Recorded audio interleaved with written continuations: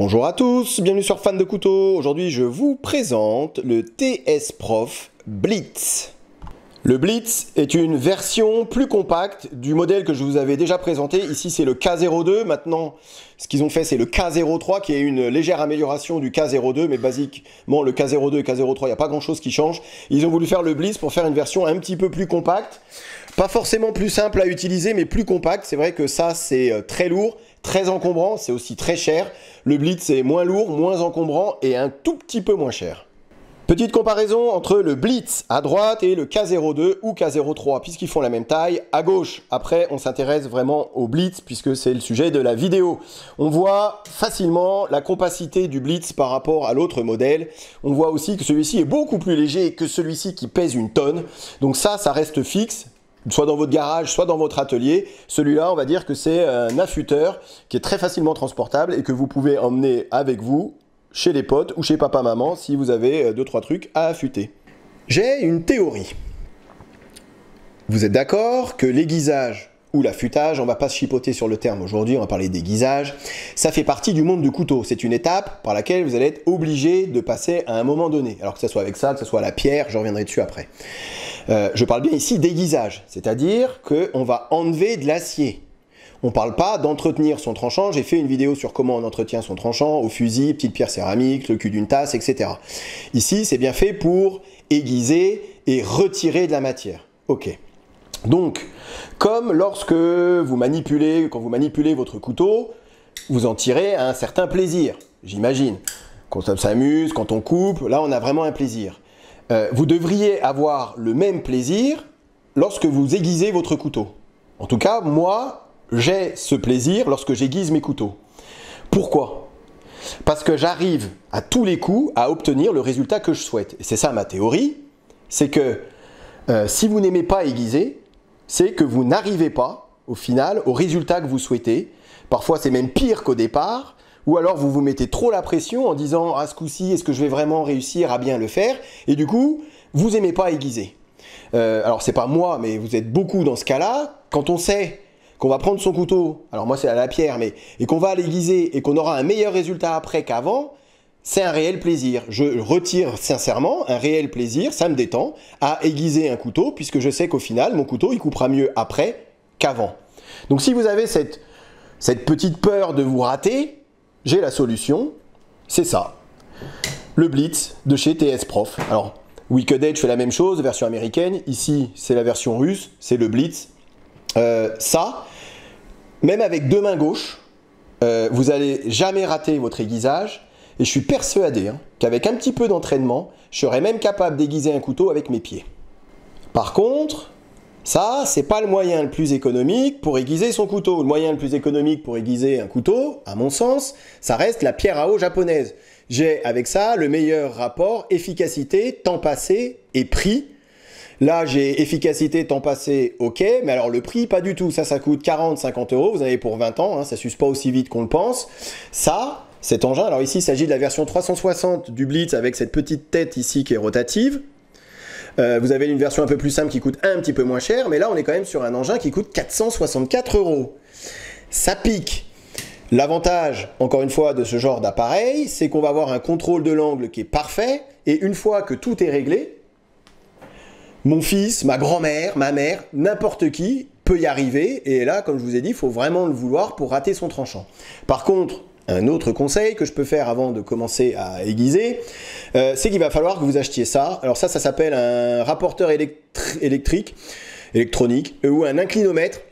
Ça va être vraiment indispensable si vous voulez avoir un contrôle de l'angle qui est juste parfait. C'est-à-dire que vous allez avoir, je vais vous montrer ça tout de suite après, l'angle de départ, plus l'angle d'arrivée, donc l'inclinaison de la tige. Et là, effectivement, on peut être sur du 17, 17,5, 18 degrés. On va pouvoir régler l'angle d'affûtage au poil de près.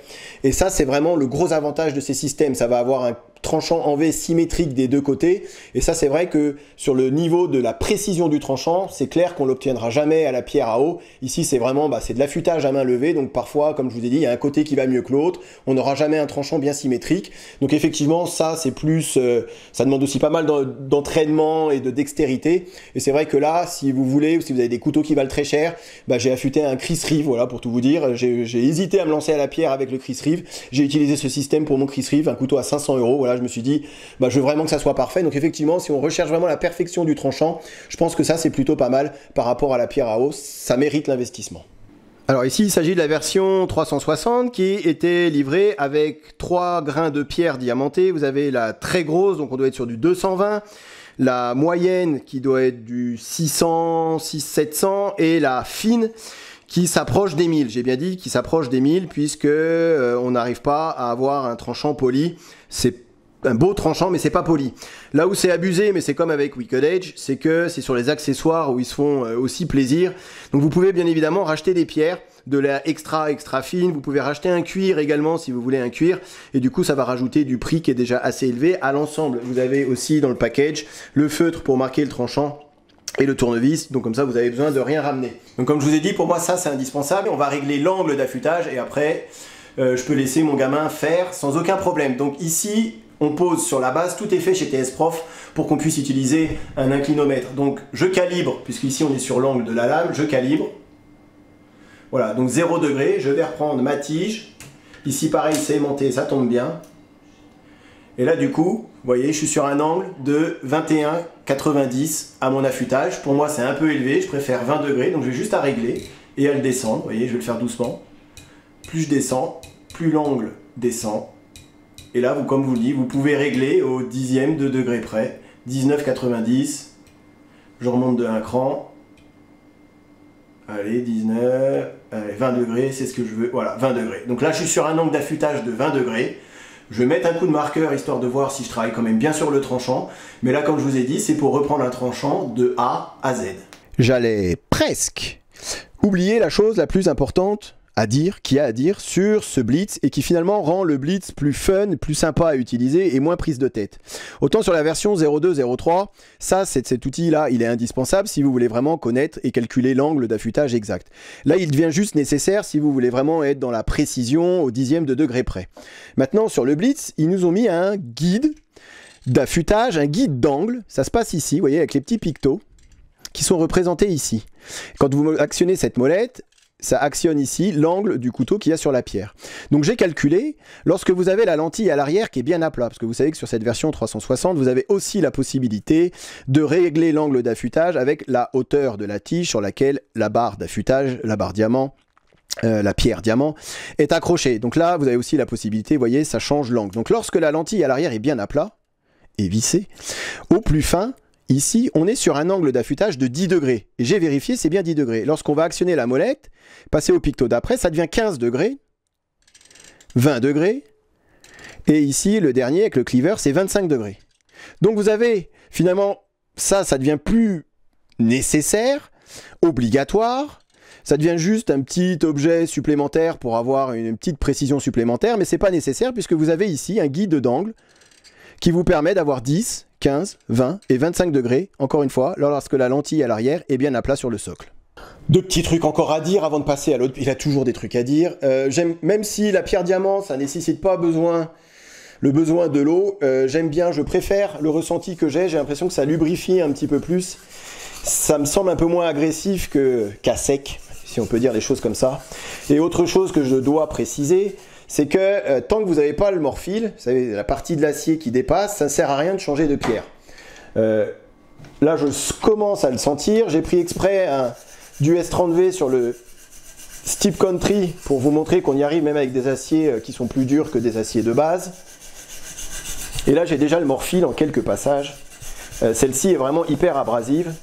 Et comme vous pouvez voir, une fois que tout est réglé, même si la mise en place est quand même assez laborieuse, c'est clair que la pierre à eau, vous la trempez 5 minutes et puis c'est parti. Ici, ça demande quand même, vous avez vu, un petit peu de réglage, un petit peu d'attention au départ. Maintenant, encore une fois, une fois que c'est réglé, là, vous pouvez, voilà, mon gamin, n'importe qui peut y arriver. Sachant que les réglages sont faits. Sur la pointe, il faut faire un petit peu attention. mais c'est toujours le problème des pointes. Avec le système Orle, c'était la même chose, c'était sur la pointe où il y avait le problème. Et là, je touche.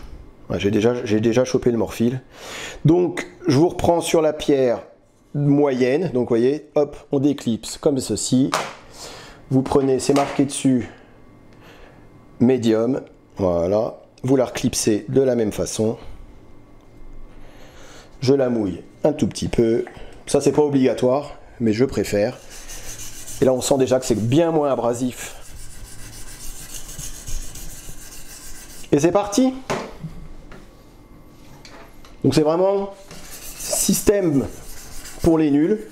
Et c'est pas méchant hein, ce que je dis. Que je vous ai dit, hein. Moi si j'ai un couteau où j'ai vraiment pas envie de foirer l'affûtage, ou me dire où je veux vraiment un beau tranchant parfait, ne pas rayer la lame et tout, je vais prendre ça. Hein.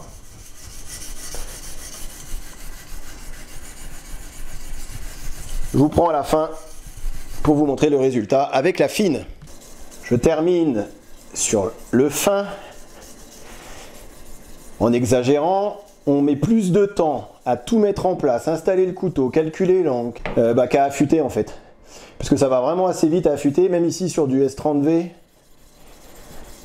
J'ai pas mis 2 heures, c'est clair. C'est même, voilà. Mais c'est plaisant, hein. Enfin moi ça me dérange absolument pas. Je vois le résultat là qui est en train de se créer, et je me dis que c'est beau. Ça mériterait certainement une pierre un peu plus fine que celle-ci pour vraiment terminer le boulot. Ça serait, à mon sens, ça serait pas du luxe d'avoir un extra fin pour vraiment avoir un résultat poli, puisque là vous allez voir, j'ai quasiment terminé. On est sur un résultat qui est propre, mais qui est pas, voilà, qui pourrait être un peu plus propre encore. Allez, je vous montre en direct le résultat obtenu. Donc c'est pas mal. Alors après on me pose la question entre le Blitz, donc celui-là il coûte 464, je vous ai dit, l'autre le gros là sur Knives and Tools. C'est là où j'ai acheté le Blitz. En fait le Blitz il est pas pour moi, il est pour un ami. Mais c'est sur Knives and Tools que je l'ai acheté. Donc je vous mets le lien dans la barre de description.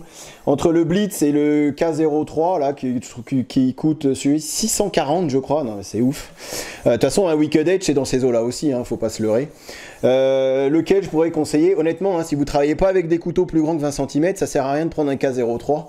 Le Blitz il convient très bien. Ici cette version 360, je vous ai pas montré, mais ici cette version 360, puisque vous avez une tête qui peut vraiment sur les grands couteaux, mais comme je vous dis 20 cm. Vous regardez sur le site Knives and Tools, vous avez une autre tête qui est fixe, celle-ci, et vous avez juste la petite rotule à l'intérieur. Là ça bouge, est-ce que ça change grand chose? J'en ai aucune idée, à mon avis pas grand chose. Voilà, allez, je m'arrête ici, je dévisse les pinces, pareil, hein, si vous travaillez sur des couteaux auxquels vous tenez beaucoup, je vous conseille de mettre du scotch d'électricien sur votre lame ou sur les pinces, histoire que ça ne raye pas la lame. J'avais fait ça sur l'autre, ici je ne l'ai pas fait. Ça c'est un couteau dont je me sers assez souvent, donc peu importe, j'ai envie de dire. Mais vous voyez, là à force de serrer les pinces, ça peut marquer. Donc vous mettez un petit bout de scotch ici d'électricien et le tour est joué. Donc je dégage tout ça, j'essuie. Je vous le fais en direct, hein, parce qu'après on va dire que je triche, que j'ai continué l'affûtage, alors que pas du tout. Hop, j'essuie la lame. Aucun intérêt de tricher, je suis pas payé par TS Prof, je vous montre juste ce système qui est, qui est un bon système pour tous ceux qui ont peur de se lancer dans l'affûtage. Alors vous voyez, il y a encore les marques de marqueurs au-dessus, mais autrement le tranchant, je vais essayer de me rapprocher et de zoomer. Vous voyez, c'est pas hyper poli miroir de chez Poli Miroir. On est que sur un grain. Alors eux ils disent 1000, moi j'ai plus l'impression, ouais, un petit 1000 quoi. Mais vous voyez, même au niveau de la pointe, hein, ça fait le travail. On a un beau tranchant en V.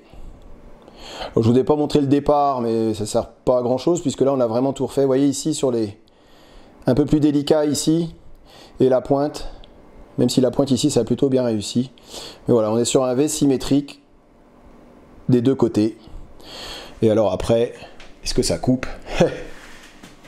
This is the question. Bien évidemment, vous aurez le droit au petit passage au cuir. Un peu le chantier. Puisqu'un affûtage ne serait pas complet sans le passage au cuir. D'ailleurs, vous aurez le droit, hein, j'en profite en même temps que je fais ça, vous aurez le droit à une petite vidéo sur les pâtes à polir, les pâtes à cuire. J'ai beaucoup de questions sur la pâte Puma, sur la pâte Bark River, parce que c'est chiant, il faut la commander aux États-Unis.